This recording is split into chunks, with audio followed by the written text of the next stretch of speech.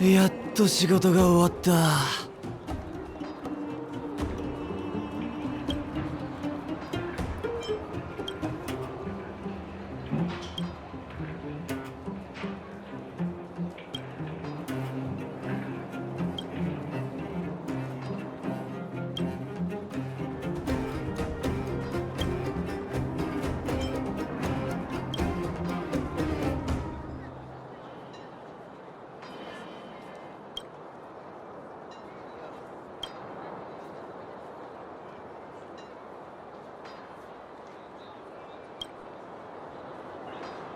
おい、あんた待て。この前モグラ島と対決したあんただよ。へへ、百面相のジュリアンは僕の二つな。いや、今はこんなことを話してる場合じゃない。まずいことが起きた。フックの親分がホールマスターを持って一人で大航空に行っちゃったんだ。しかも何か危険なことがあるみたいで、他のやつは一緒に来るなって言ってて、僕の代わりに様子を見てきてくれないか。フックの親分は航空にいるフェスマンさんに親父に何か起きたって聞いて飛び出して行ったんだ。ホールマスターまで持っていくなんて、まさか流浪者と戦うつもりじゃ。航空には悪いやつがたくさんいるから子供は勝手に入っちゃダメだってナターシャさんが言ってた。だから頼むよ、僕の代わりに様子を見てきてくれ。フックの親分の親父で、モグラとみんなの親父だよ。フェスマンさんはみんなに優しくて、要するにすごい人なんだ。やっと仕事が終わった。じゃあ頼んだぞ、急いで行ってきてくれ。やっと仕事が終わった。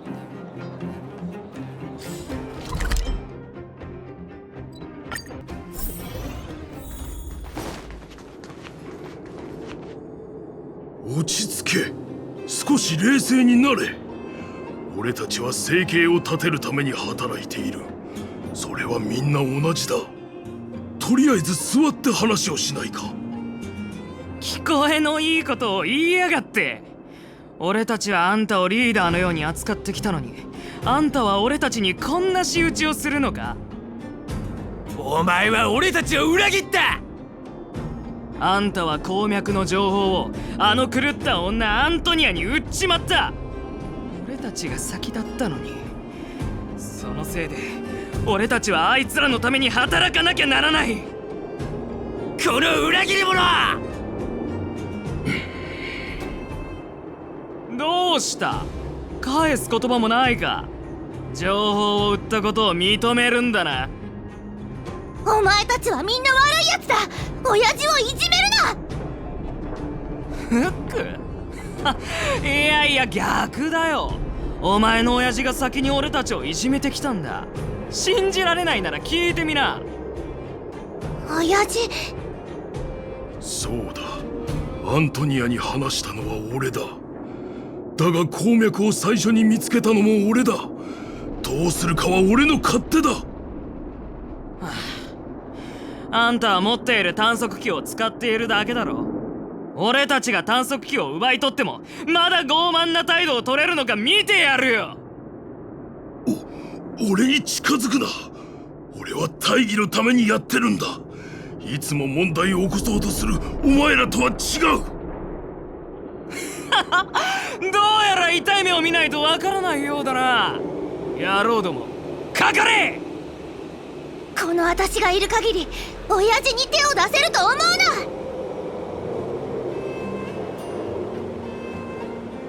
お前は早く私を手伝え。お、また一人やられに来たのか。まあいい、一人増えたところで何も変わらない。俺の実力を思い知らせてやる。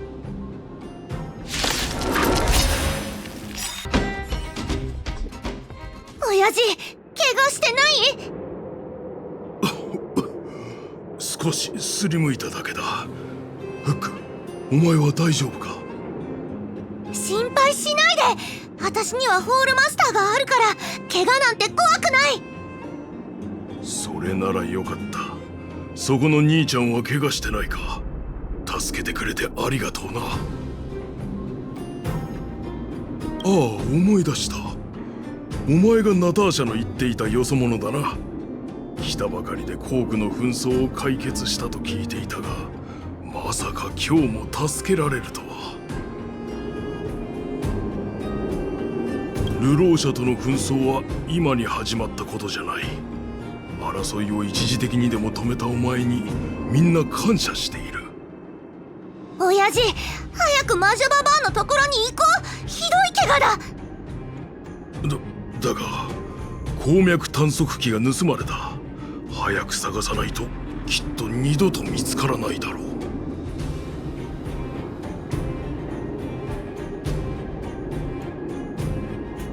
ああ、ただの工具だ。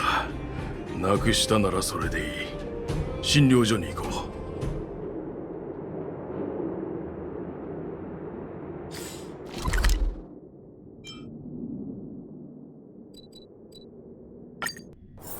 まだ早いし、どこかへ行こうか。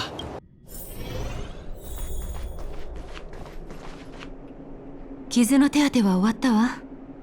今は医療物資が不足しているから、これ以上の問題は起こさないように。いい？聞こえないふりはやめなさい。君のことを言っているのよ、フック。私は何もしてない。悪い奴らが先に手を出してきたから自己防衛しただけだ。こいつが証人だよ。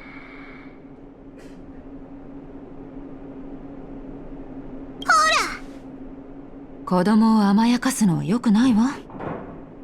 もう時間ね。最後にもう一度だけ言うけど、フック、これ以上騒ぐとホールマスターは没収よ。わかった？わかったよ。モグラ島のボスたるもの、自分の言ったことは守らないとね。それじゃあ、私は今からカルテの記入をするから、君たちは好きにしてて。お前とナターシャのおかげだ。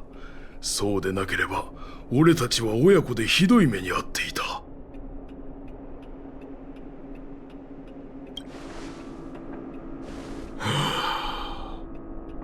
数日前、鉱脈探測機で地髄鉱脈を発見して、その情報を採掘チームの監督であるアントニアに売り込んだんだ。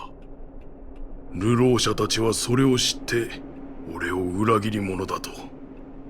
俺も他の鉱区からここに来た流浪者だから、奴らの味方になるのは当然だと思ったんだろう。もちろん採掘チームがそんなことを認めるわけがない。くっそ、こんな大騒ぎになるなんて。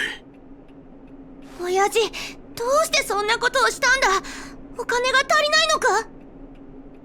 親父はな、そろそろ働けない年齢なんだ。いつまで一緒にいられるかわからない分、将来のことを考えなきゃならん。他人からわがままと言われようが、裏切り者と呼ばれようが、そんなのはどうだっていい。重要なのは、俺がいなくなった後、フックがこの金で暮らしていけるということだ。親父。もういいんだ。金はもらった。何も文句はない。残念なことがあるとすれば、俺の鉱脈探測機がなくなったことだな。あれは本当になくすには惜しい代物だった。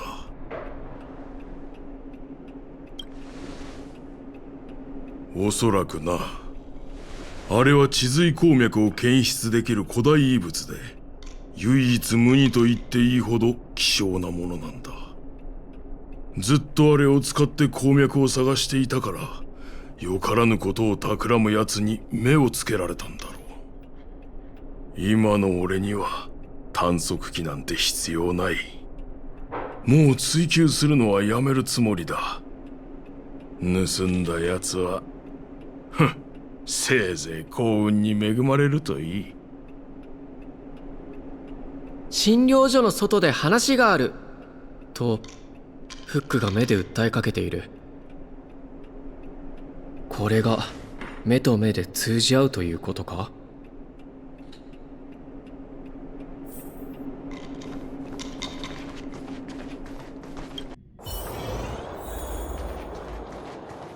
待て、お前に手伝ってほしいことがある。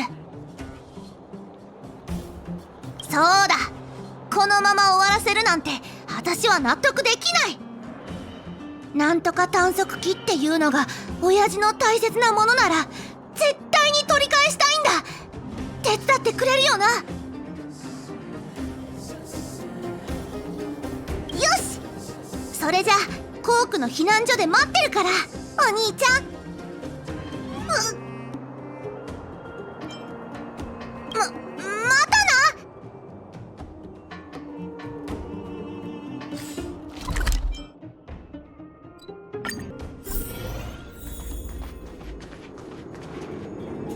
な。遅い、モグラ島名誉隊員。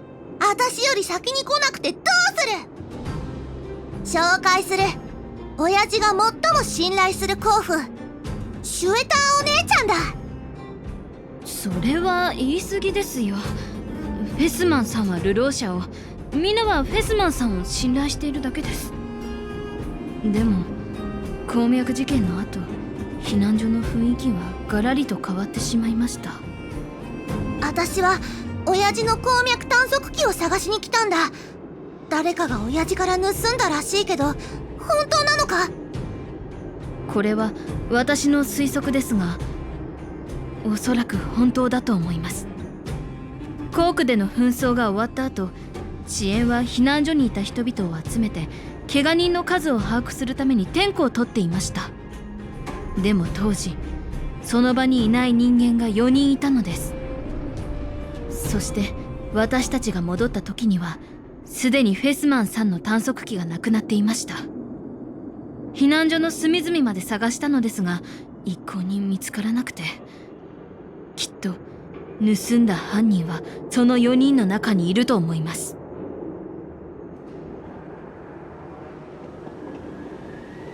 はい、いつもの避難所は混雑しているので盗むチャンスはなかったと思います。流浪者には流浪者の尊厳がありますから、犯人は必ず捕まえます。でも何？実は容疑者たちにそれとなく聞いてみたのですが、みんな自分は何も盗んでいないと言っているんです。もちろん本物の泥棒が素直に告白するとは思えませんので、きっと4人のうち誰か1人が嘘をついているのでしょう。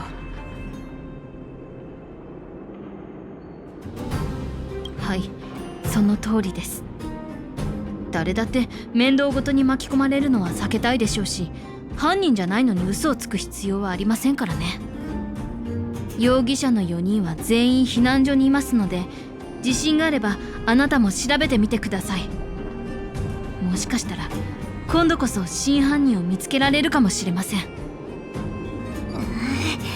大人は本当に狡猾だな。私が一人一人しっかり尋問してやる。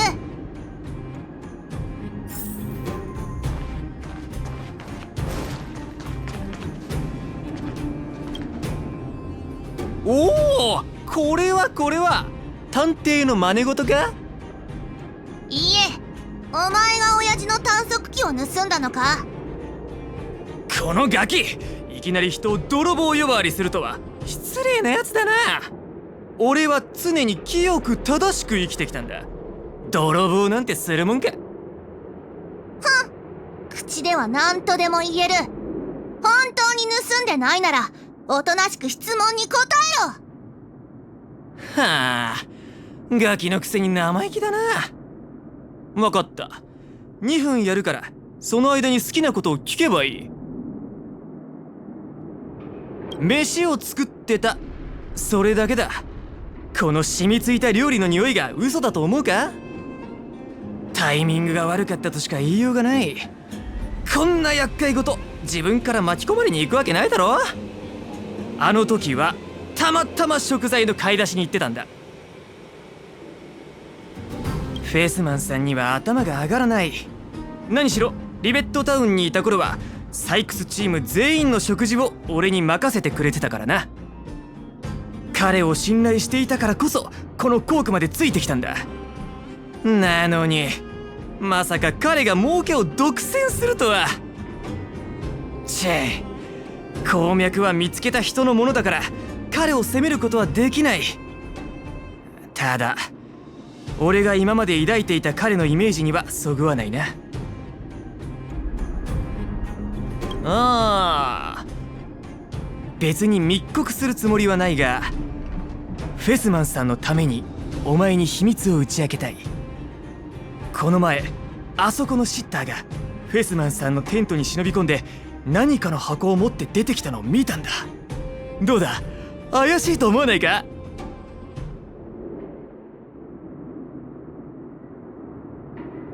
はあ、好きにしろ。お前たちが信じようが信じまいが言うべきことは言った。終わったならさっさと帰ってくれ。俺は忙しいんだ。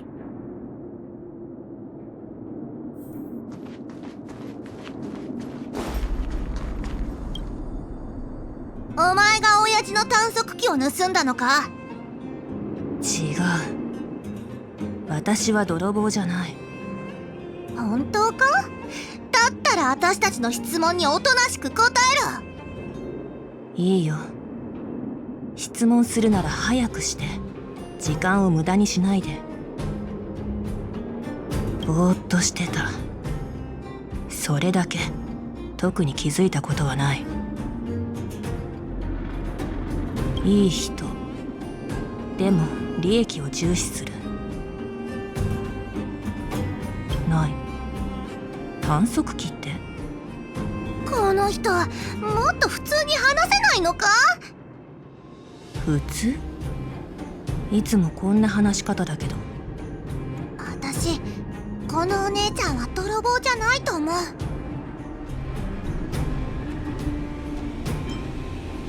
分かってるよ。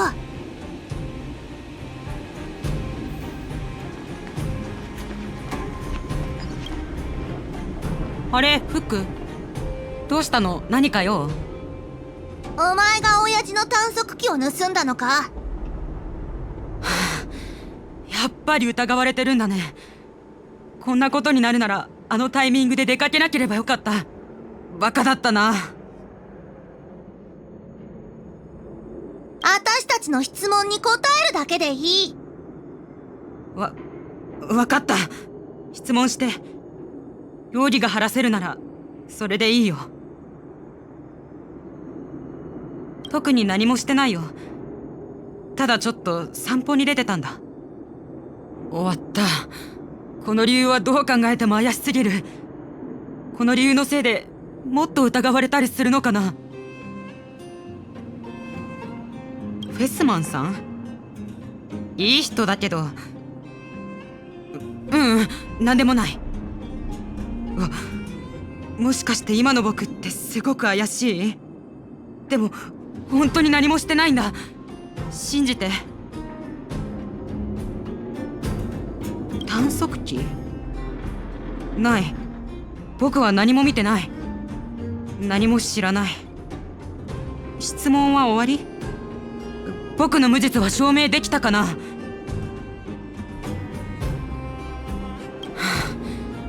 待ってるだけなんてますます不安になるじゃないか。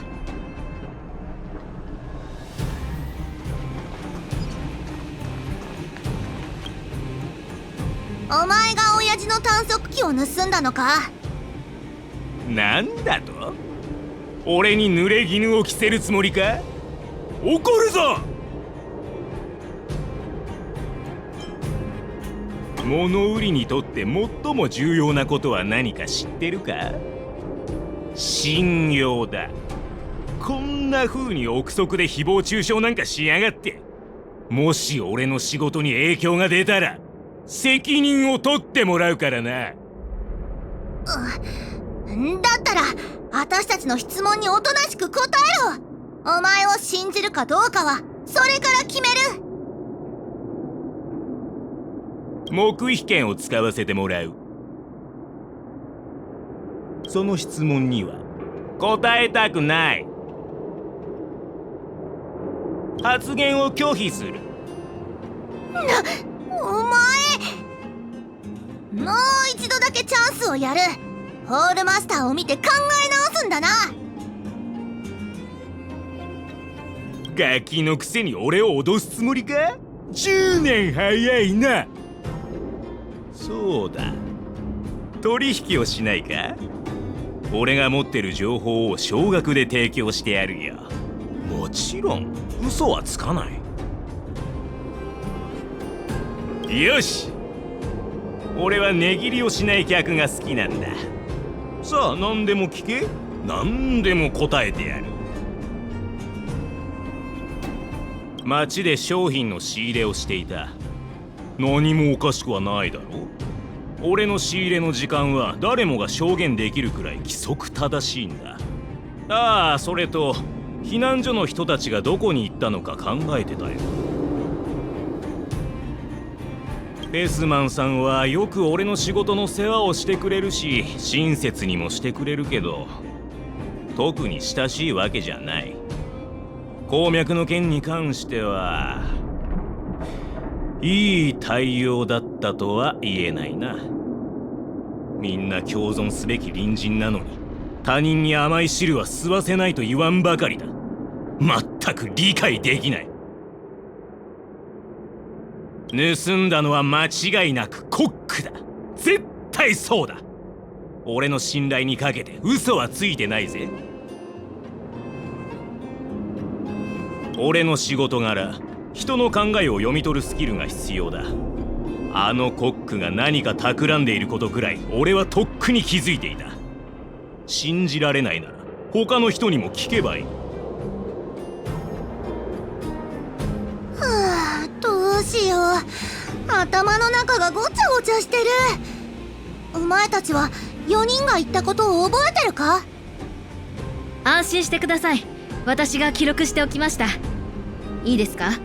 あの4人の中で嘘をついているのは泥棒だけのはずです。コックはシッターがやったと言い、仕立て屋は自分はやってないと言い、物売りはコックがやったと言い、シッターは自分じゃないと言いました。どうでしょう、犯人は分かりましたか？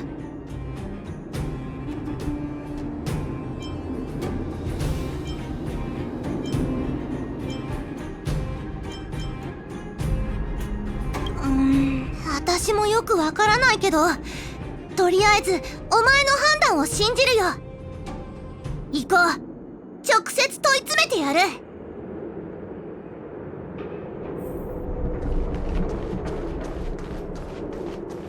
あれ、コックはどこに行った？コックコックなら慌てて外に走っていったのを見たよ。あいつ絶対におじけづいたんだ。どこに逃げたんだろう。そういえばコークに来る前に散歩おじちゃんを見かけたんだ。今回のことに何か関係があるのかも。私が案内する。散歩おじちゃんはあっちにいるはず。散歩おじちゃんはいつも魔女ババアの診療所に通ってるから、何か深刻な病気なのかもって思ってたんだけど、もしおじちゃんと泥棒が来るだったらおじちゃんも悪者だ。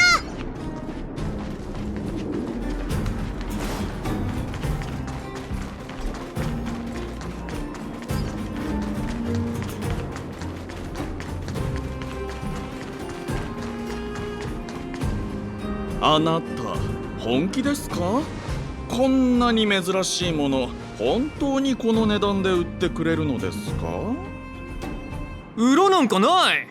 お前本当に無駄話が多いな。いるのかいらないのか、早く決めてくれ。2人とももう逃げられないぞ。ドスクロのフック様のご登場だ。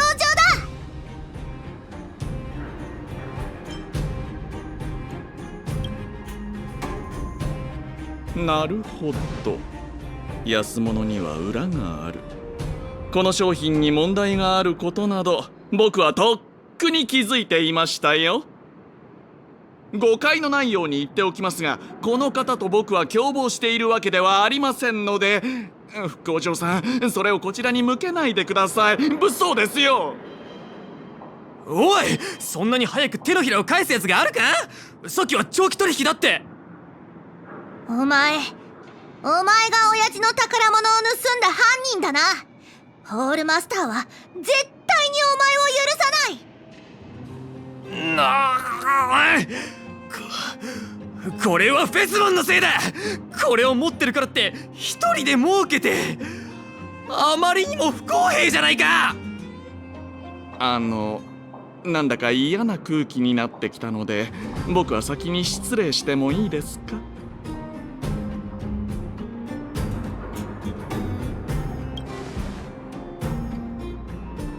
俺に道理を解くつもりか？今の仮想部で盗みを働かずに生きていけると思うのか？どっちにしろ宝は俺が持っている。奪い返せるもんならやってみろ。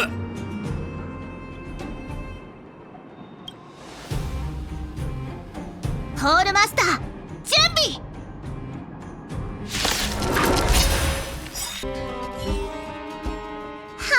さっきは偉そうなこと言ってたくせにこの程度か。早く探索機を出せ。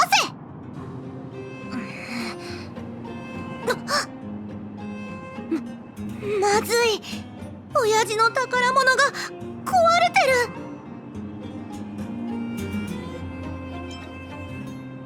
おや、こんな時は僕の出番ですね。もちろんです。あなたとフックお嬢さんの勇姿は1秒たりとも見逃せませんからね。教えてあげましょう。ボルダータウンにカンテラパフラビーという鑑定士がいます。この鑑定士、表向きは古代遺物の鑑定はやめたと言っているのですが、裏では高値での買い取りを続けているんです。その宝物にはかなりの価値があるようですから、彼のところに行って運試しをしてみてはいかがでしょう。コツとしては、まず彼の前で宝物を安く売り払うふりをして、彼がワクワクしながら宝物を修理してくれたら、やっぱり売るのはやめて手元に置いておきたいというのです。このようなビジネス手法はいいとこ取りと呼ばれているのですが、いかがです？カンテラパフラビー。わかった。ありがとう、散歩おじちゃん。よし、すぐに町へ行ってその人を探そう。お気をつけて。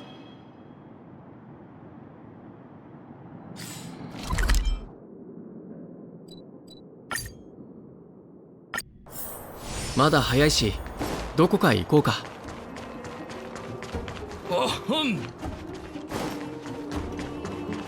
お知らせに書いてあるだろう。古代遺物の鑑定はやめたんだ。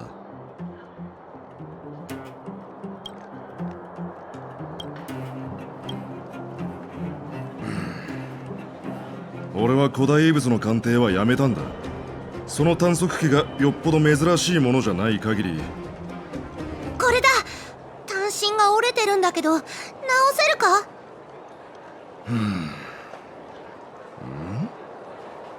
おお、これは実に珍しい。よく見せてくれ。ちゃんと見てくれ。絶対に直したいんだ。俺は長年この仕事に携わっているが、こんな古代遺物は見たことがない。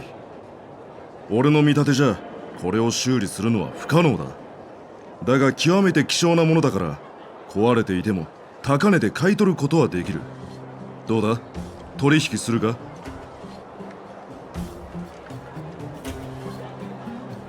単身のない探索機は歯のない剣と同じさ。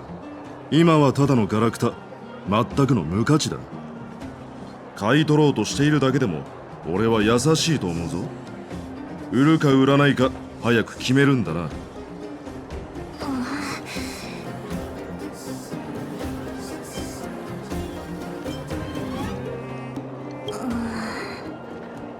分かった。戻って親父を探そう。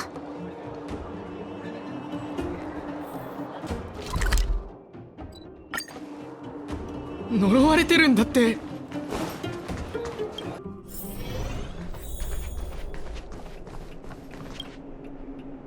どこに行ってたんだ？探しに行くところだったぞ、フック。そろそろ家に帰ろう。俺が岩暮らしガニの塩焼きを作ってやる。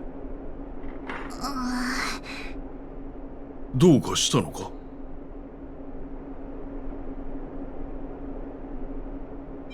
探索機？ああ、俺がなくしたと言っていたあれか。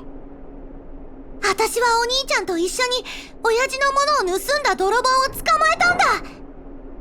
でも親父の探索機はもう壊れてて、私がもっと早く見つけていれば。やっぱり盗まれていたんだな。怪我はしてないか、フック。私は大丈夫だ。親父、探索機がまだ使えるかどうか確かめてみてくれ。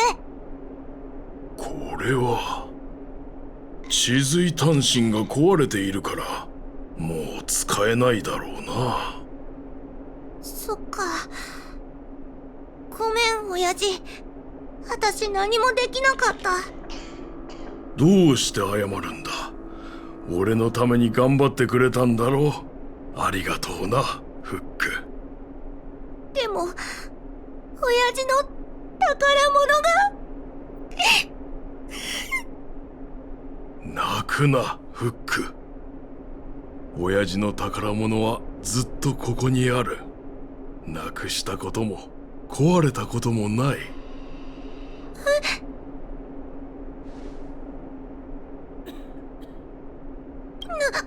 お前も知ってるのか？俺はこの探索機でたくさんの鉱脈を見つけて採掘チームの労力を減らすのに貢献してきた。その点から言えばこれは確かに宝物かもしれない。だが結局のところ探索機は単なる道具に過ぎない。本当の宝物とはそれを所有する人にとってかけがえのない意味を持つものなんだ。私よくわからない。それでもいい。親父のたわごとだと思ってくれ。いつか必ずわかる日が来る。じゃあ親父の言う宝物は？安心しな。今も元気に遊び回ってるよ。親父、お前、私が泣いてるところを見るな。早く出て行け。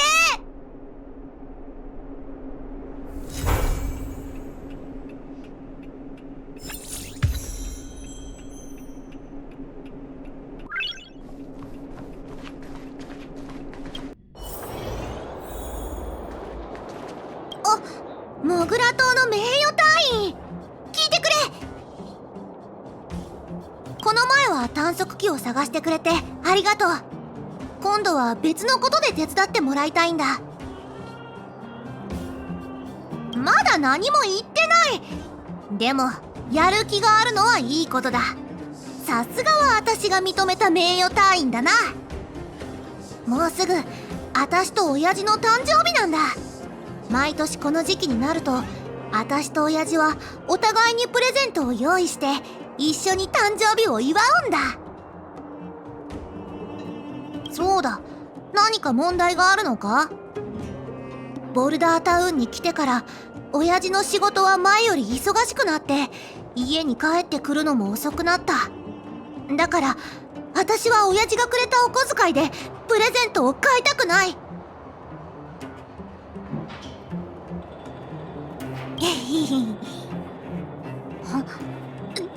なんで上から目線なんだよ。実はお金になる私の宝物がリベットタウンに残ってるんだ。あそこに放置しておくのはもったいないし、もし持ち帰って高値で売れたら私は誰にも頼らずに親父へのプレゼントを買える。私だって今のリベットタウンが危ないのは知ってる。だからお前にボディーガードを頼みたいんだ。そうすれば魔女ババアに見つかっても怒られるのは私だけじゃない。じゃあ約束だ。リベットタウンで会おう。私は安全な場所で待ってるから絶対に来るように。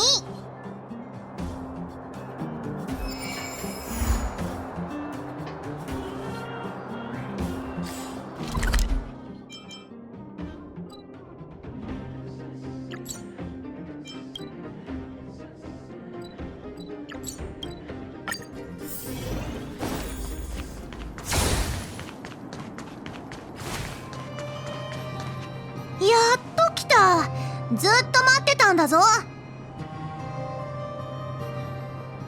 本当はそんなに待ってない。来てくれたならいいんだ。ところで、いい知らせと悪い知らせがあるんだけど、どっちから先に聞きたい？この計画をモグラ島の仲間に話したら、ジュリアンからあいつの宝物も持って帰ってきてほしいと頼まれた。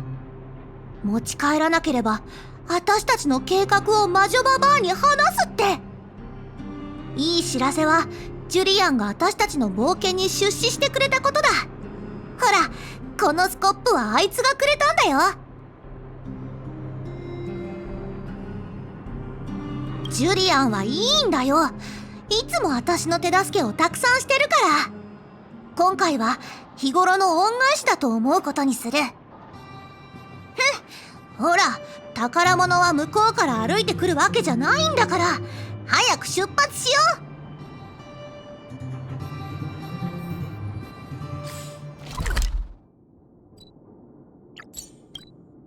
ジュリアンの父さんと母さんは昔この辺りで商売をしてたんだ。私たちが町を離れた時、あいつには時間がなかったみたいで、ここに残したものがいっぱいあるんだって。宝物を探すのはそんなに難しくないと思う。あっちを見てみよう。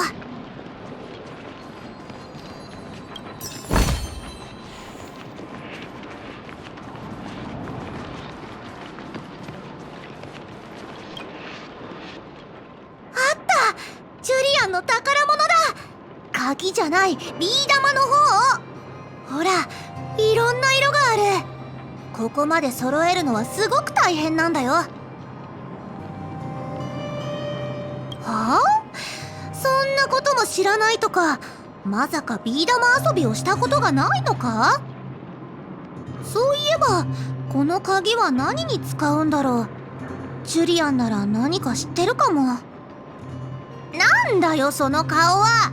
知ってるぞ。お前はビー玉なんて価値がないと思ってるんだろう。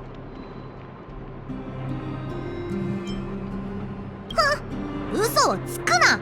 顔に思いっきり出てたぞ。教えてやる。このビー玉はモグラ島にとってとても重要な意味を持つんだ。これのおかげでジュリアンはモグラ島をピンチから救い出し、2番手の座を手に入れたんだから。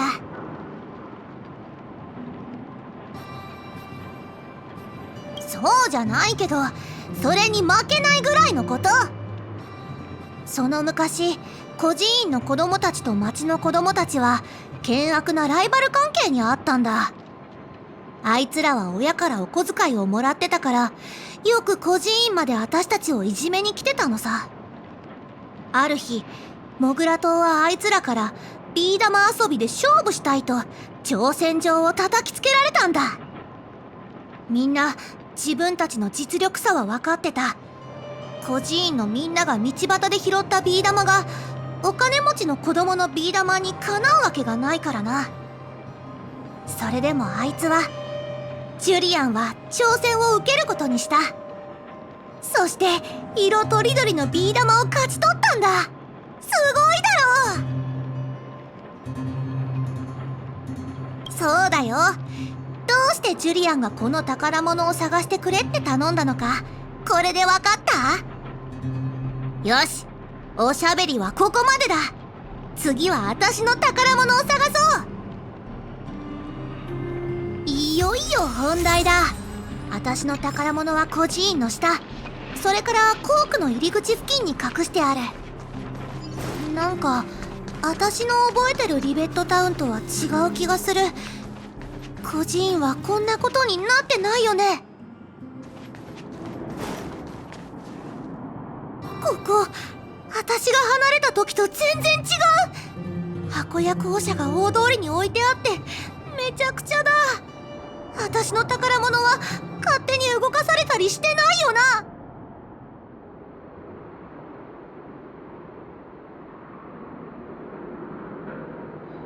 宝物は採掘チームのガラクタの山のそばに置いたんだ。あの角の後ろに地髄とかたくさんの箱とかがあったんだけど、どかされたりしてないよな。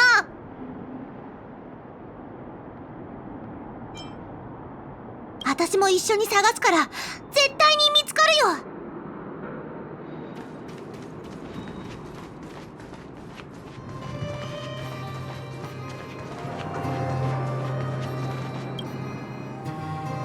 ほら、この箱の中にある。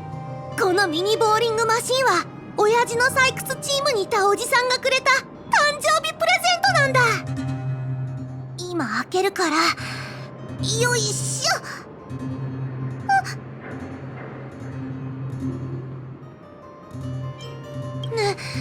なんで起動しないの？今は話しかけないで冷静になる時間が欲しい。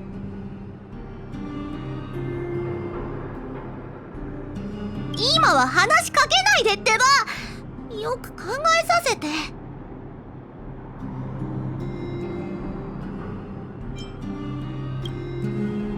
名誉隊員ジュリアンのビー玉はいくらで売れると思う？本気にしたのか？安心しろ、そんなことするつもりはない。それにビー玉は少しもお金にならないし。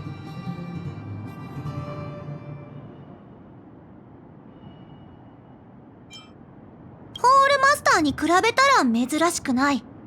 でもあのおじさんは手先が器用でいつもすごいものを作ってたんだ。ダメだ。親父が言うにはおじさんは迷子になってそれから見つかってないんだって。よくわからないけどすごく遠いところに行ったらしい。いつ戻ってくるかわからないし絶対に無理だよ。待って、私にはもう一つ宝物が。孤児院にも宝物があるんだ。売りたくないものだけど親父のプレゼントのためなら仕方ない。頼む、名誉隊員、もう一回だけ手伝ってくれ。あと一回だけ。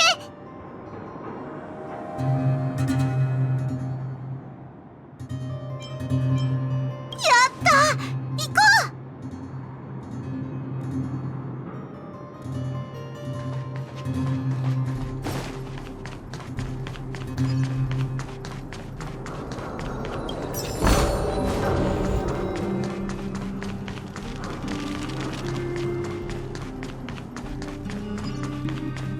ここにモンスターが。早く追い払わないと。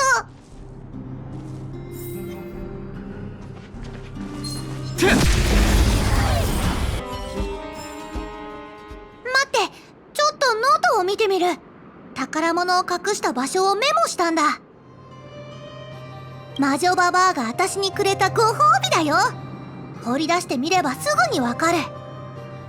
左の階段を降りて前に10歩、右を向いて15歩、さらにその場で10回回って。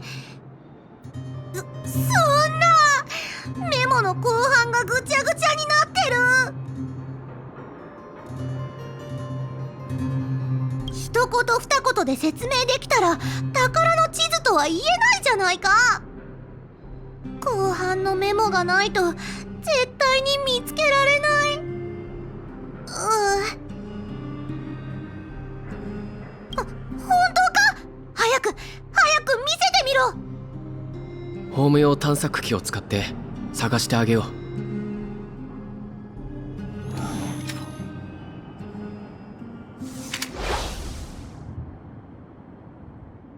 ピピ、ホーム用探索機チャーリーが対応します。対象物のキーワードを音声入力してください。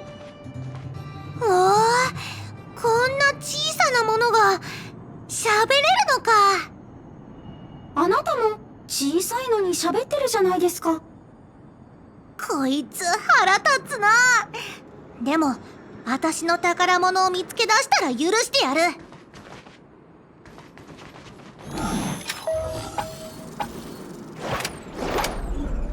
これはなんだ？何か書いてある。50年後のジュリアンへ？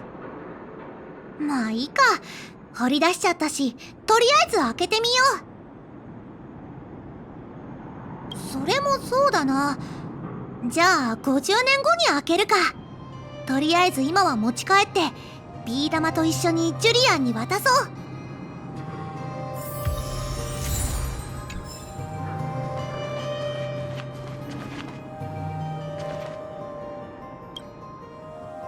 これだよ。魔女ババアがご褒美として私にくれた大きなクマのぬいぐるみ。そう、キキって言うんだ。うわ、キキ、どうしてこんなに汚れてるんだ。それに糸がほつれてるところもある。ちゃんときれいにしないと誰もお前を買ってくれないかも。魔女ババアがキキは普通のぬいぐるみじゃないって言ってた。きれいにすればきっとみんな欲しがるに決まってる。でもどうしよう。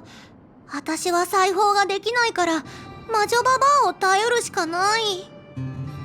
ここに来たことが魔女ババアにバレたら、また怒られる。いや、魔女ババアに怒られたとしても私は親父へのプレゼントを用意する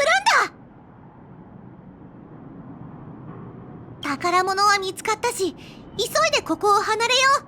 あのモンスターたちを見てると心がゾワゾワしてちょっと怖い。先に言っておくけど、私が宝物を売る計画は魔女ババアに言うなよ。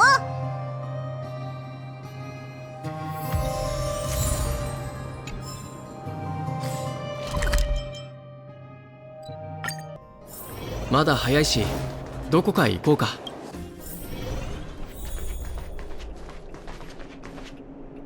フック？これは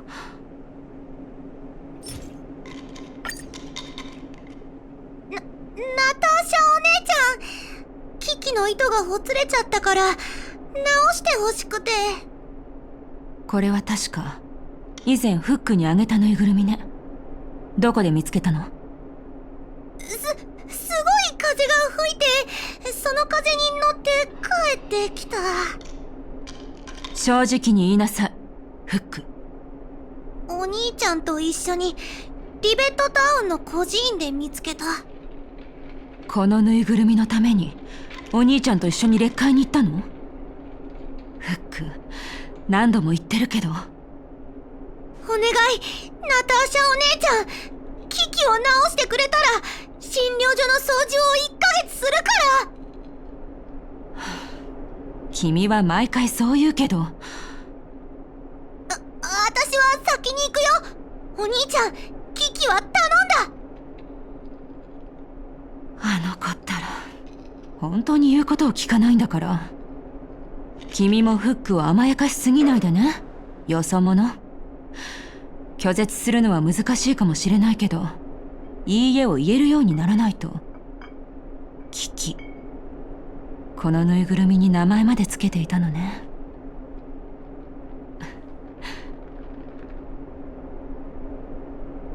これは私が作ったぬいぐるみの一つに過ぎないの。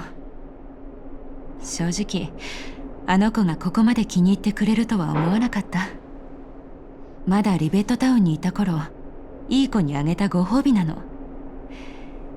やんちゃな子供たちがいっぱいいた孤児院がどれだけ混沌としていたか想像できる？私はそんな子供たちに何とかして言うことを聞かせようと必死だった。危機をもらうためにフックは1ヶ月間いい子のふりをしていた。時間通りにご飯を食べて、時間通りに寝て、他の子と喧嘩もしなかったのよ。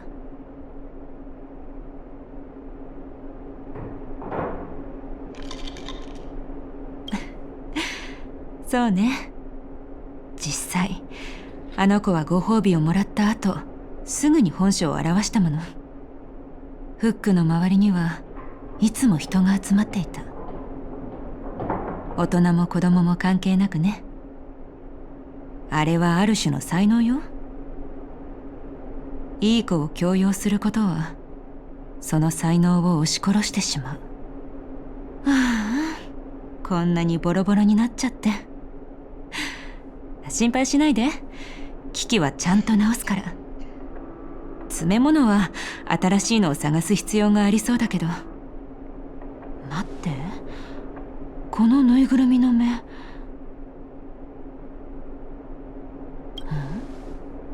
これは国宝石？変ね。熊のぬいぐるみに縫い付けた時、どうして気づかなかったのかしら。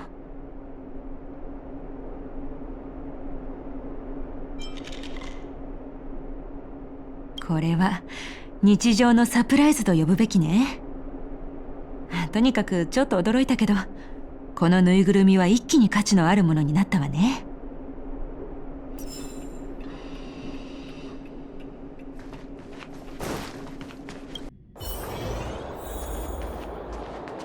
魔女ババアに怒られなかった？は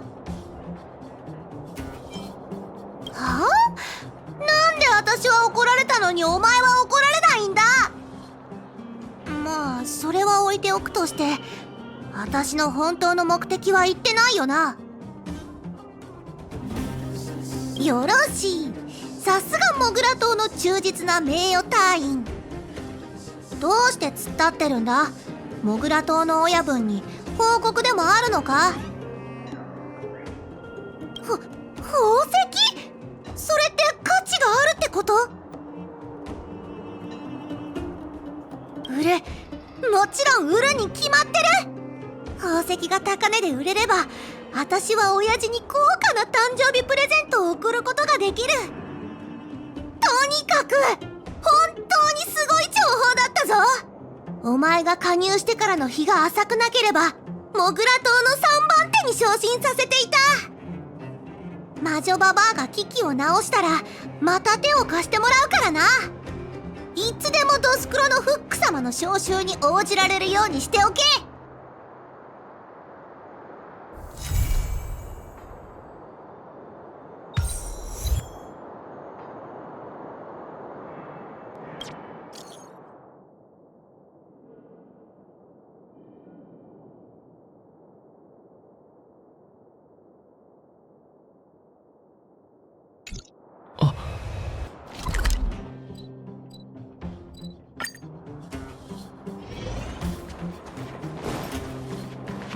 一目惚れはオークションハンマーの音で伝えろ。遅延による骨董品オークションが近日開幕。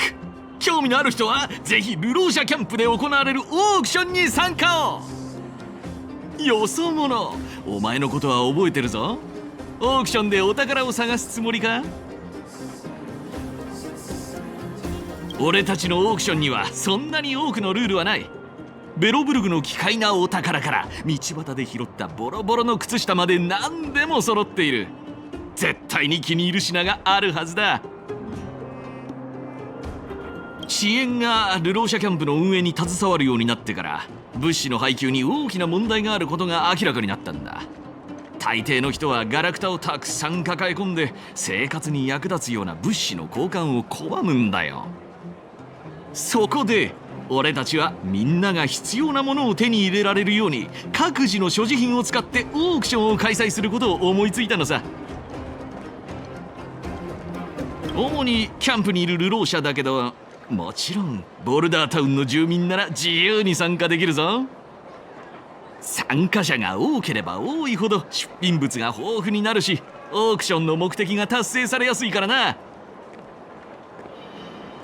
買い手と売り手の双方に身分情報を登録してもらう必要がある。それから出品物の品質が合格ラインに達していることを確認するために、出品物情報の登録も必須だ。あとは普通のオークションと同じだよ。オークショニアが出品物を紹介して、買い手が値段を提示する。どうだ、簡単だろ？そうだな。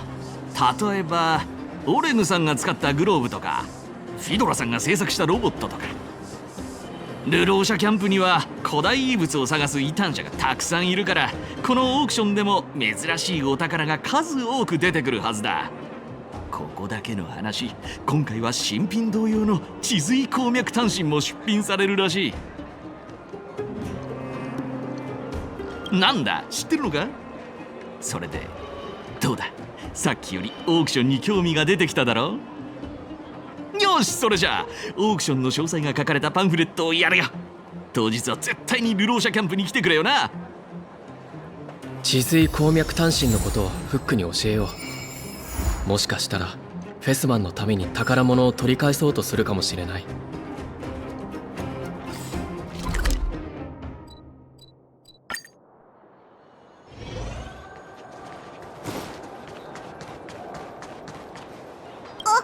モグラ島の名誉隊員、ちょうど探しに行こうと思ってたんだ。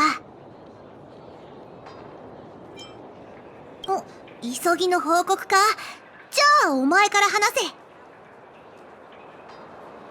なんで私の考えてることが分かったんだ？私もお前に単身のことを聞きたかったんだ。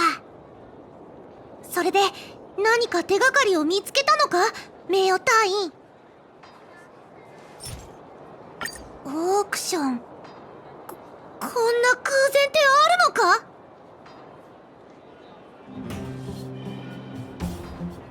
のか？お前、私をバカだと思ってるだろ。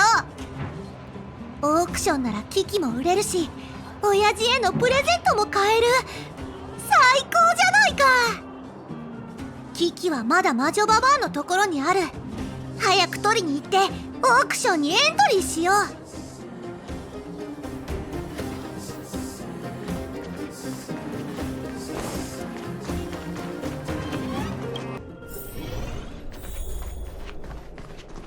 怪我をしたの？見せてちょうだい。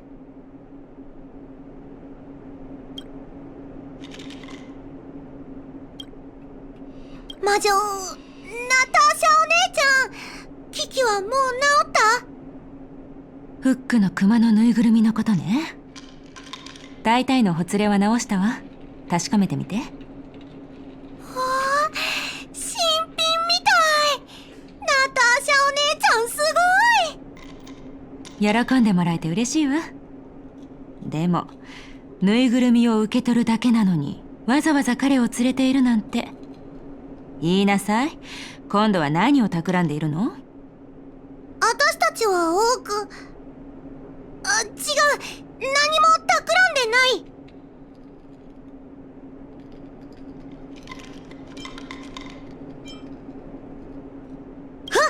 口の軽いやつめ。オークションって流浪者キャンプの？そう、私が頑張って直した機器をオークションで売り払うつもりなのね、フック。それはおい、名誉隊員、早く私の代わりにごまか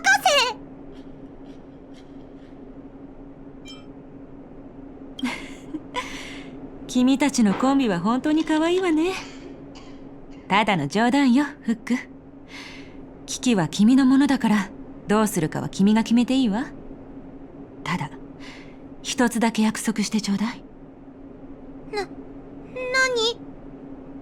もう劣化には行かないこと。フェスマンさんはこの前のことを聞いてわざわざ私に根掘り葉掘り聞きに来たのよ。君の心配をしているの。分かったらもう彼を悲しませるようなことはしないでね。親父、分かった、約束する。もうナターシャお姉ちゃんと親父を心配させない。またこの子の世話を頼むことになりそうね。でも君も楽しんでいるみたいだから、これ以上は何も言わないでおきましょう。いってらっしゃい。順調にいくことを祈っているわ。ありがとう、ナターシャお姉ちゃん。行こう、名誉隊員。いざオークションへ。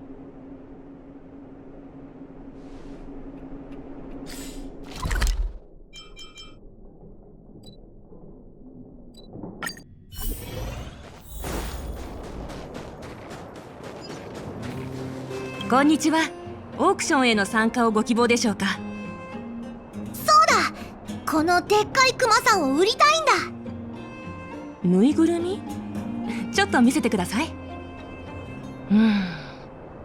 申し訳ありませんが、これは売れない可能性があります。とても価値があるようには見えません。ではもう一回見てみます。確かに作りは悪くない。布地も柔らか。でもこれだけでは大した値段で売れませんよ。待ってください。このぬいぐるみの目、天然の国宝石ですね。なんとこんなみすぼらしいぬいぐるみにどうしてこのような貴重な宝石が。おい、今みすぼらしいって言ったか。取り消せ。まさかこんなことが。ただもう一つ言わせてもらえば、これは宝石を外して出品した方がいいと思います。なんだって？これはキキの目だ。取るなんて許さない。怒らないでください、お嬢さん。怒らないで。わかりました。では売り手の意思を尊重してこのまま出品しましょう。それではこの委託契約書にサインをお願いします。私がサインする。2人とも競売に参加する場合はここで買い手の身分登録をしてください。もちろん参加だ。私がサインする。名誉隊員、お前は単身のことを探れ。単身？それは治水鉱脈単身のことでしょうか。私の知る限り単身の落札を狙っている人はかなり多く、販売価格は600シールドを下らないと思われます。治水鉱脈単身はオークションの最後に出す予定です。希少価値と有用性を兼ね備えた至極の宝物ですので。ですが慌てる必要はありません。あなたたちのぬいぐるみについている宝石だってそれなりに値が張るものです。高額で買い取ってくれる人がいればきっと単身を手に入れることができますよ。ええ、全てはあなたたち次第です。コツを伝授しますね。オークションに参加する買い手が多ければ多いほど、あの大きなクマのぬいぐるみの値段も上がります。この会場にはたくさんの潜在的な買い手がいますので、あなたは優しく後押ししてあげるだけでいいのです。よくわからない。何を言ってるんだ。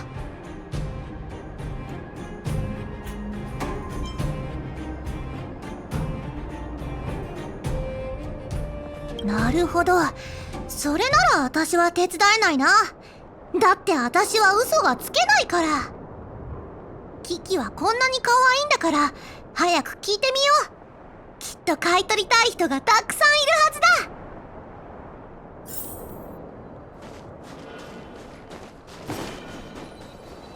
あのクマのぬいぐるみ、すごいわね。あなたも見た？待って、なんで知っているの？まさか同業者？そうよ。まさか他にも気づいた人がいたなんて。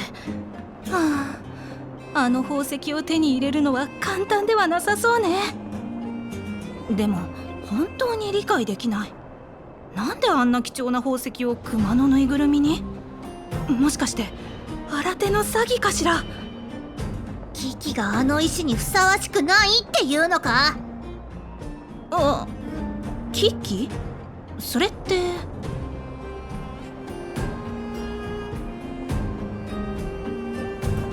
大丈夫、気にしてないわ。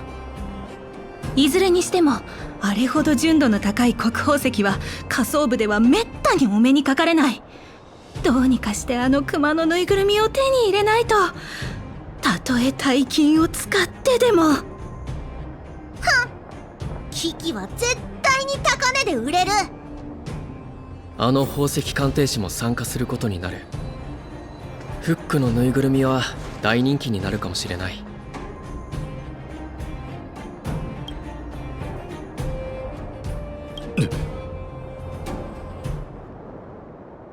ほら、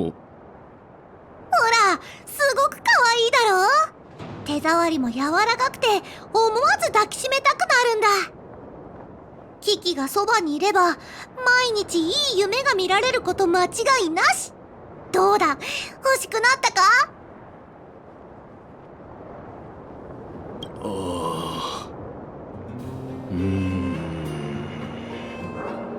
人の顔を見て話すのは本当に苦手な人がいるって魔女ババアから聞いたことがある。考えてることを紙に書いてもらおう。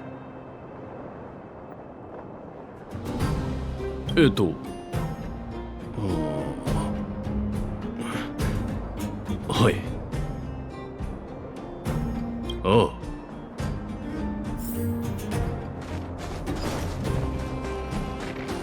俺に話しかけるな。オークション会場にいる人間は誰も信用しない。いいか、オークションで勝つのは一人だけ。ここにいる奴らは全員俺の敵だ。このおじさん変わってるな。聞こえてるぞ。だが本当は俺を褒めているんだろう。お前たちは売り手だな。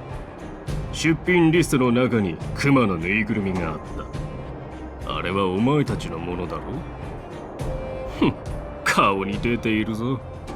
そのクマのぬいぐるみには何か仕掛けがあるに違いない。このおじさん、世界中の人が自分を陥れようとしてるって思ってるみたいだ。どうする名誉隊員？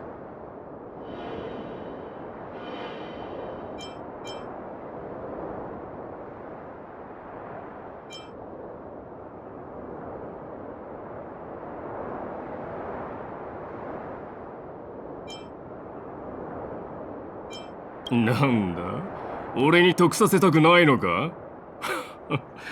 そのぬいぐるみにどんな秘密が隠されているのか絶対に確かめてやる。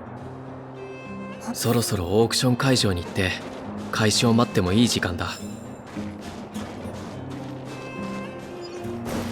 でもまだ少しだけ時間がある。もう少し潜在的な買い手を探してみよう。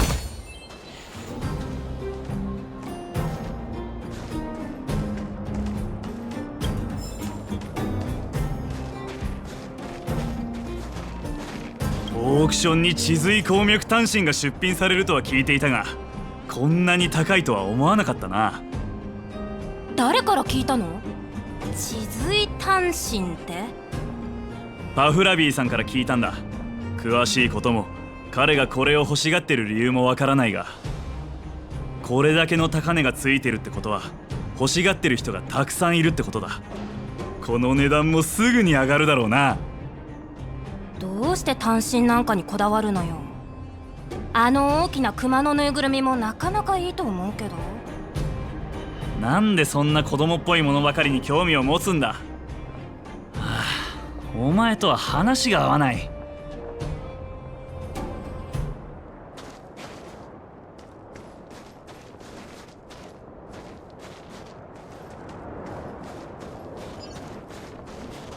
クマのぬいぐるみ？ああ、国宝石が縫い付けられているあれか？買おうと思っていたけど財布を忘れたことに気がついたんだ。今回のオークションを楽しみにせっかく隣町から来たのに。この人はやめよう。でもオークションに出品したいものと委託契約書もあるんだ。商品さえ高く売れればクマのぬいぐるみを買えるかもしれない。それで委託契約書もなくしてしまった。この人はやめよう。待ってくれ。でもな、委託契約書がどこにあるのか分かってるんだ。俺の契約書はロボットに盗まれたんだ。そいつは機械の墓地の方に隠れてしまったから少し怖くなって後を追えなかった。何もかもがうまくいかない。もし契約書を取り戻せなかったらクマのぬいぐるみを落札するのも無理だろうな。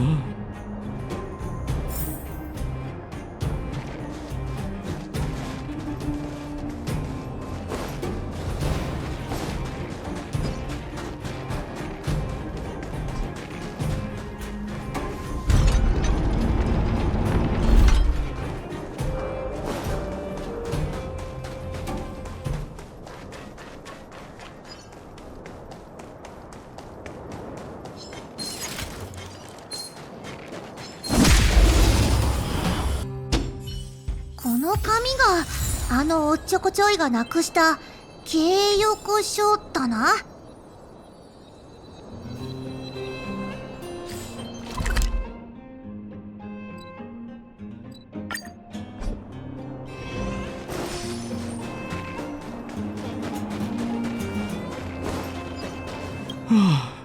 何もうまくいかない。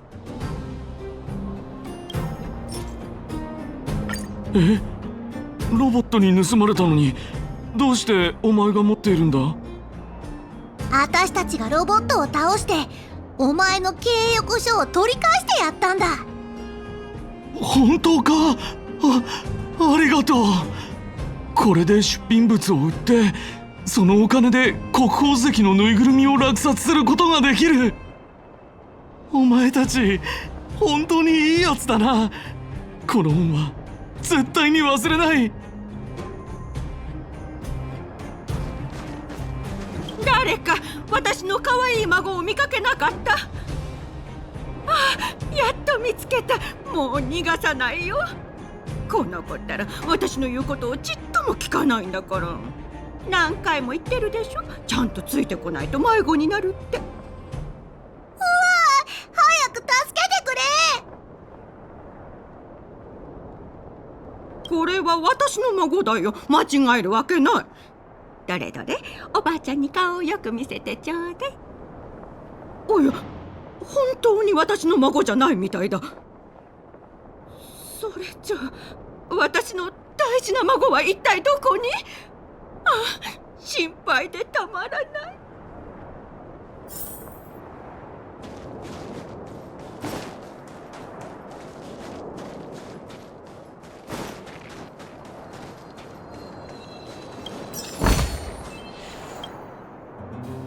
よう、僕ちゃん、なんで一人でこんなところうろついてんだ？そうそう、僕ちゃんよ。お父さんとお母さんはどうした？まさか一人で来たわけじゃないよな。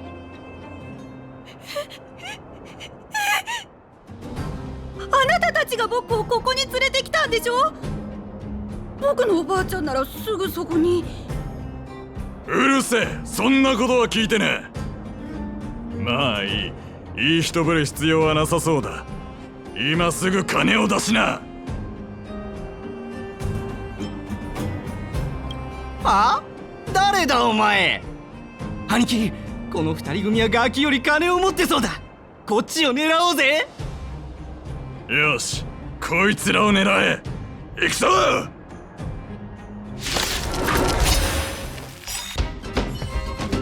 大丈夫だ。一緒に家の人を探そう。すっごく強いんだね。僕もいつか君みたいになれたらいいな。ありがとう、お兄ちゃんと、それから君も。またね。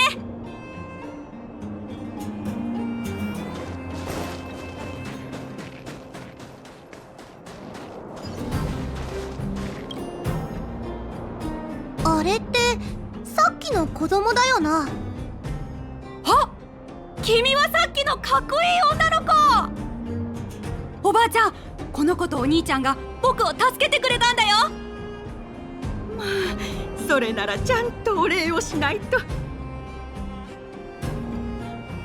本当にありがとうね。私の孫はこの子だけだからすごく心配してたんだよ。おばあちゃん、オークションに熊のぬいぐるみが出てるんだけど、僕たちに買えるかな？きっと優しい人が売りに出したのね。それじゃ見に行ってみようか。もし買えたらお父さんとお母さんにはおばあちゃんが買ったって言わないで、このお兄ちゃんからもらったって言うのよ。やったー！おばあちゃん、ありがとう。あの子とおばあちゃんは仲がいいみたいだな。もし二人がキキを連れ帰ってくれたら、キキもきっと喜ぶはず。うじうじ考えるのはやめよう。行くぞ、名誉隊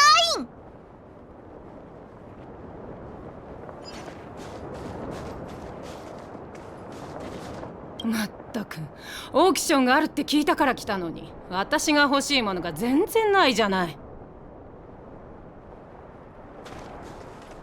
まったったくオークションがあるって聞いたか。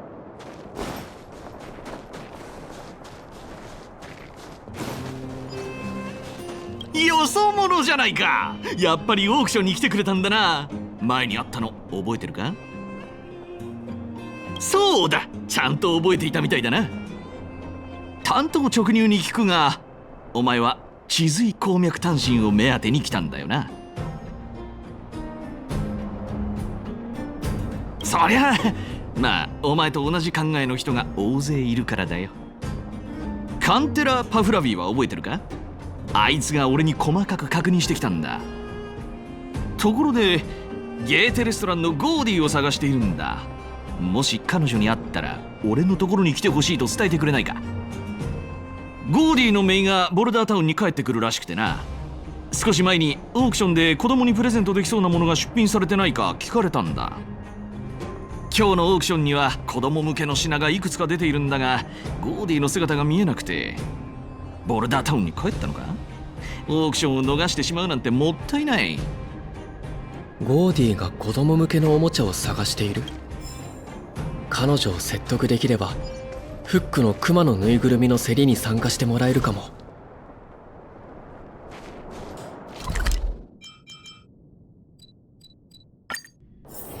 まだ早いしどこかへ行こうか。ようこそゲーテレストランへ。あら、オークションがどうかした？メイが喜ぶようなおもちゃがあれば少し値段が高くても落札したいと思ってたのよ。大事なのは子供が喜んでくれることだからね。それで早起きして見に行ったんだけど、出品されてるのは古代遺物や治髄単身みたいな専門的でコアなものばかりで、一通り見て回っても気になるものがなかったから早めに帰ってきて店番をしてるってわけ。そう、私のクマのぬいぐるみが出品されてるんだ。ゴーディおばさんのメイも絶対に気に入ると思う。そうなの？出品物が増えたことは知らなかった。わかった、ここを片付けたらルローシャキャンプに行ってみるよ。わざわざ教えに来てくれて本当にありがとうね。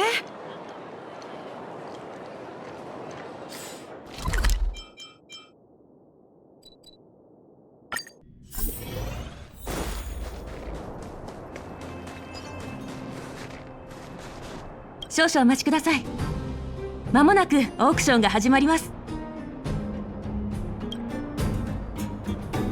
続いては国宝石が縫い付けられた手作りのぬいぐるみです。ボルダータウンの宝石愛好家フック様による出品でございます。非常に珍しい国宝石と素朴で可愛らしいぬいぐるみの組み合わせです。開始価格は300シールド。325。25シールドだけあげるのはちょっと。何がいけないんだ。25と言ったら25だ。350。さらに50。私もさらに50。あたいもさらに50。宝石鑑定士としてこの国宝石は絶対に落札するわ。さらに100シールド。600シールド。他の方はいかがでしょうか。600シールド。国宝石のついた手作りのぬいぐるみ600シールド。これ以上の額を提示される方はいらっしゃいますか。600シールド落札です。この宝石は私のものね。はあ、これでお金が足りるといいけど、単身を落札できなかったらどうしよう。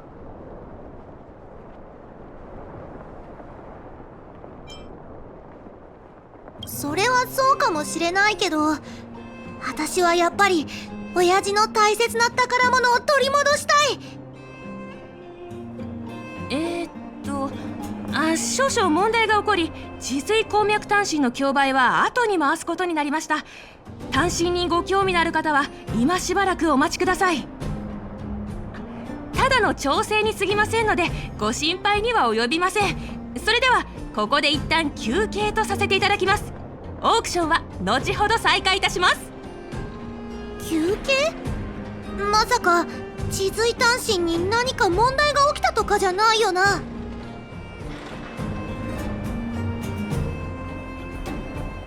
あのスタッフがいる。早く聞きに行こ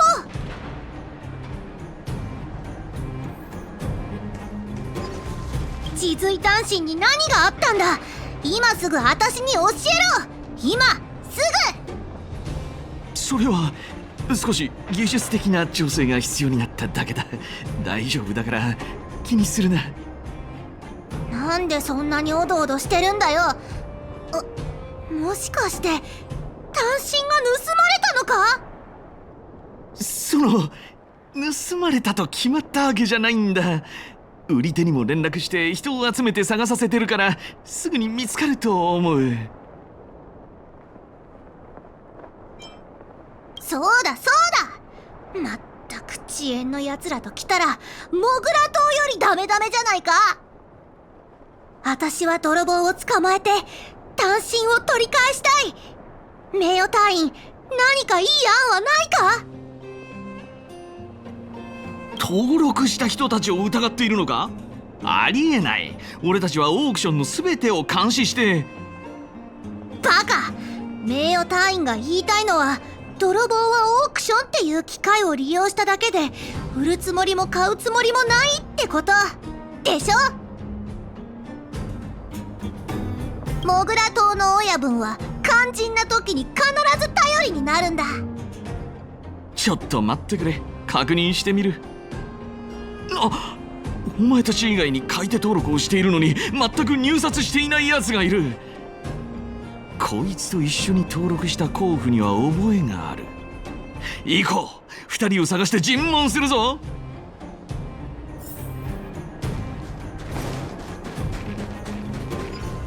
おい、お前と一緒に登録した甲府は今どこだ？ああ、彼なら町に戻ったはずよ。もう逃げたのか？ここに来た時は治水鉱脈単身とかいうのを買いたいって言ってたのに、途中で考えが変わったのか一人でボルダータウンに戻っちゃったの。私も彼のことはよく知らないから直接町に行って探した方がいいと思う。本当にそいつが泥棒なのか？俺は違うように思えてきたぞ。まあいい、よそ者。お前たちはボルダータウンに行って奴を探してくれ。俺は他の買い手が勝手に帰ってないか確認してみる。もしかしたら泥棒は今もこの人混みの中に紛れているかもしれないからな。よし、ボルダータウンに行って泥棒を捕まえよ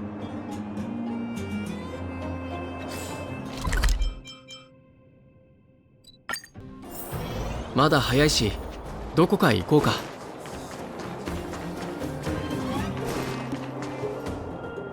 おいお前、その手に持っているのは治水単身だな。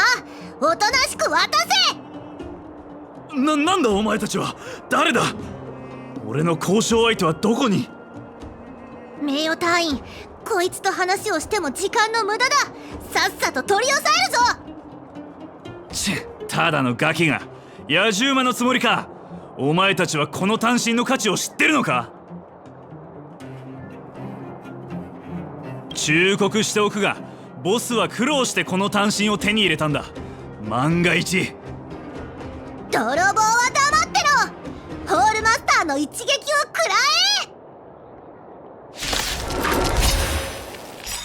え。やめろ、やめてくれ。降参だ降参。少し落ち着いてくれ。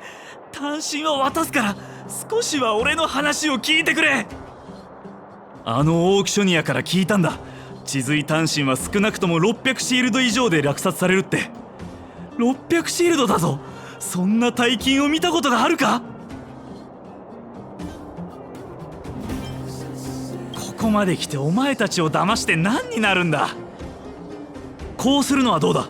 俺とボス、それから数人の仲間で600シールドを集めるから、この単身をお前たちから買い取ったことにしてくれないか？ダメだ。私はそんなことしない。お嬢ちゃん、そんな固く考えるなよ。じっくり話し合おう。ああ、わかったぞ。この単身を独り占めにする気だな。まともな人間に会えたと思ったが、まさか盗んだものを奪われそうになるとは。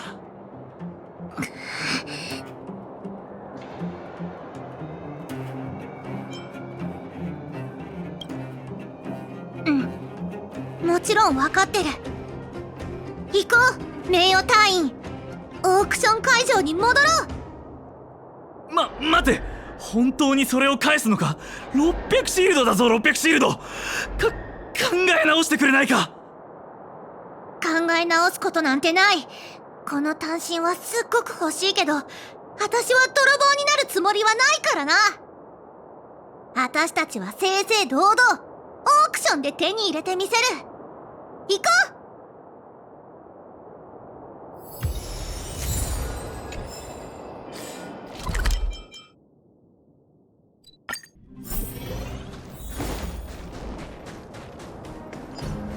本当に単身を取り戻したのか？よかった、本当によかった。これは単身の持ち主から渡してほしいと言われた150シールドだ。取り返してくれた謝礼ってやつだな。それから今回オークションの運営の信頼を取り戻してくれたお礼として、俺たちから50シールドだ。受け取ってくれ。200シールドも？本当にいいの？これはお前たちがもらうべき正当な報酬だ。それにお前たちが地髄単身を落札したら、それは出品者にお金を返すのと同じことだろ。そこまでは言ってないが、そう受け取ってもらって構わないだろう。ありがとう。これでオークションで使えるお金が800シールドになった。皆さん、大変お待たせいたしました。オークションを再開いたしますので、会場にお戻りください。続いては古代遺物地髄鉱脈単身です。流浪者キャンプのベテラン異端者が出品しました。これは旧世界の古代遺物のコアとなる部分で、現代では失われて久しい技術によって特殊な加工が施されております。このような保存状態のいいものにはめったに出会えません。開始価格は400シールドです。450、480、520、550、560。なんで入札価格に規則性がないんだ？適当に叫んでるのか？650、700、720。名誉隊員、みんなが私たちを見てる。どうしよう。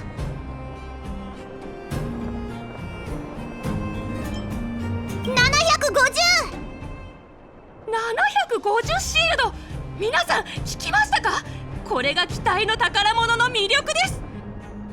750シールド、他の方はいらっしゃいませんか？750シールド成立です。おめでとうございます。私が落札した？名誉隊員、本当に私が単身を落札したのか？やったー、本当に落札できた。お兄ちゃん、ありがとう。お前の助けがなかったら絶対に単身を取り戻せなかった。少し残ったお金は魔女ババアに渡そう。ぬいぐるみを直してもらったから、洞窟イモリの塩焼きをおごるんだ。お前には褒め言葉をやるよ。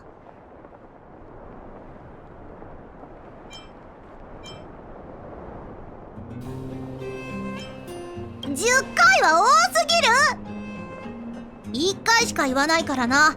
よく聞いておけ。ありがとう、お兄ちゃん。今から一緒に魔女ババアを探しに行こう。単身をきれいにラッピングして親父に送るんだ。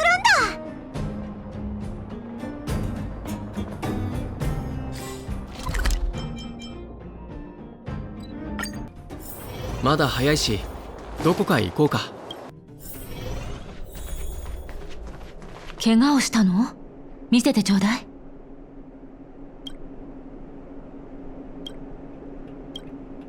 ナターシャお姉ちゃん！そんなに興奮して何かいいことでもあったの？フック。もうすぐ親父と私の誕生日会が始まるから、急いでプレゼントをラッピングしてくれ。親父を驚かせたいんだ。君って子はこういう時は私を頼るのね。お願いナターシャお姉ちゃん、診療所の掃除を2週間するから取引成立ね。それにしても本当にこんな高価なものを落札するとは思わなかったわ。あの熊のぬいぐるみ、いい値段で売れたみたいね。いくら国宝石に価値があったとしても、ただのぬいぐるみをその値段まで釣り上げるのにはかなり苦労したんじゃない？君たちが用意したプレゼントを見たらフェスマンさんもきっと喜ぶでしょうね。ところで君の誕生日会の準備は順調なの？フック。このお兄ちゃんは招待した？まだしてない。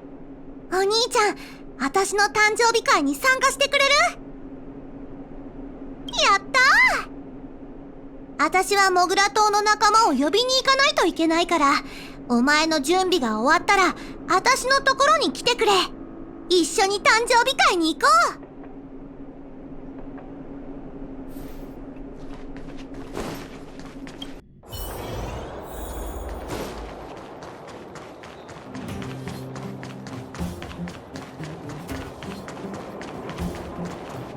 フックの親分、功労者が来ました。ジュリアン、余計なことを言うな。あ、聞こえてたか。だが慢心するなよ、名誉隊員。ちょうど誕生日会について話してたんだ。知りたいか？私の誕生日には毎回ゴーディーおばさんが作ったボリューム満点の黒豆ケーキを食べるんだ。それから親父が毎回特大の焼き岩倉しガニを用意してくれるんだ。想像しただけでよだれが出てくる。ホールマスターのことも忘れるな。毎年この時期になると親父は1年分のエンジンオイルを用意してホールマスターのお腹を満タンにしてくれるんだ。あたしはモグラ島の親分だぞ。お腹いっぱいにならないと悪い奴らをやっつける力が出ないだろ。ちょうど誕生日会について話してたんだ。知りたいか？まずは親父でしょ。そういえば親父は前は誕生日を祝ってなかったけど、あたしを養子にしてから祝うようになったんだってさ。他にはモグラ島の仲間と、それからそうだ、ゼーレ姉ちゃんも招待した。時間がないから参加するのは無理だけど、プレゼントを送ってくれるって。あとは魔女ババアにシュエターお姉ちゃんに、もちろんお前も招待したぞ、名誉隊員。ちょうど誕生日会について話してたんだ。知りたいか？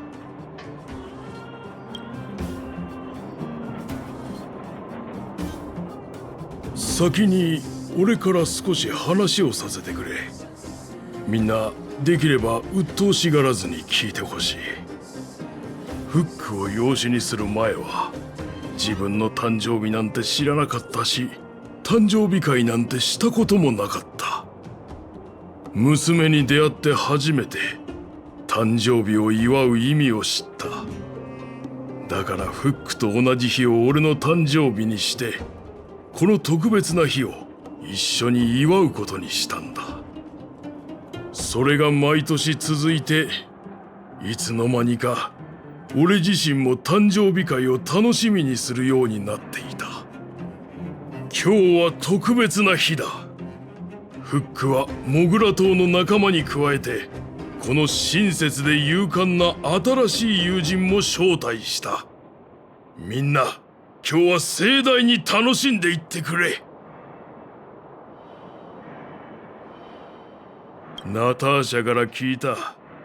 あのフックのでかいクマのぬいぐるみ、お前が一緒に取りに行ってくれたんだってな。いやー、フックは昔あのぬいぐるみがないと眠れなかったんだ。親父、それは言わなくていい。私はもう大きくなったから別に危機がなくても寝れる。町を離れてから生活は苦しくなるばかりだった。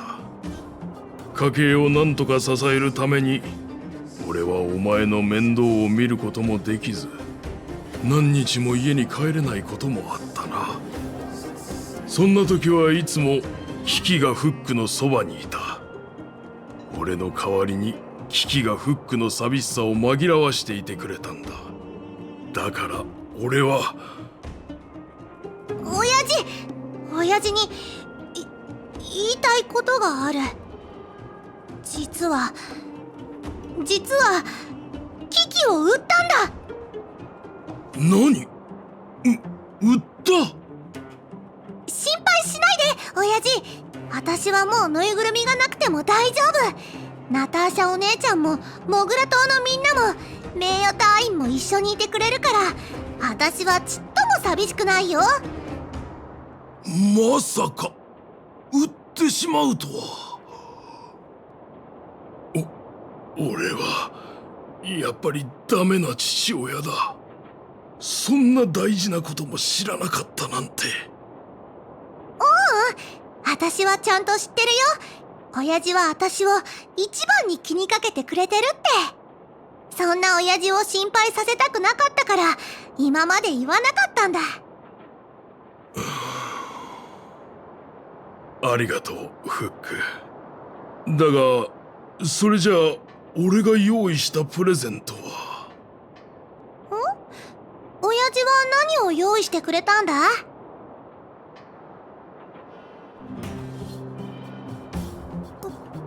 これはぬいぐるみ用の帽子に洋服、化粧台、それにぬいぐるみのお家まで。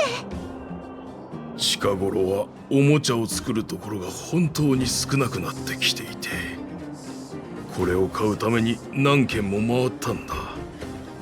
だがまさか機器が売られていたとは。残念だ。大丈夫、がっかりしないで。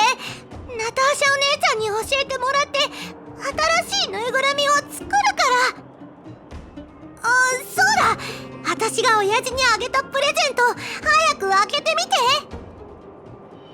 フックがくれたプレゼントか。わかった、今すぐ開けるよ。これは治髄鉱脈単身？これは私とお兄ちゃんがオークションで落札したんだ。落札に使ったお金は機器を売って手に入れたんだよ。これがあれば親父の鉱脈探測器を直せるよね。親父？ありがとうフック。このプレゼントは本当に嬉しいよ。ただ今は必要ないかもしれないな。必要ないって？フック、よく聞いてくれ。フックへのプレゼントは鉱脈探測器を売ったお金で買ったんだ。それじゃあ私のプレゼントも使い道がないってこと？フック、俺からのプレゼントは気に入ってくれたか？もちろんだ。親父からのプレゼントは世界一だよ。俺もそうだよフック。俺も同じだ。